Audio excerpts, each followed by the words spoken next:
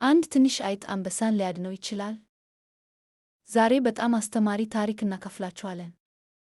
ስለ አንድ ትልቅ አንበሳ እና ስለ አንድ ትንሽ አይጥ ነው።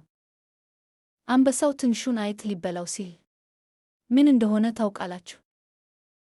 አንድ ቀን ታላቁ አንበሳ ፀሐይ ላይ ተኝቶ ነበር። ትንሽ አይጥ ደግሞ በላዩ ላይ መጫወት ጀመረች።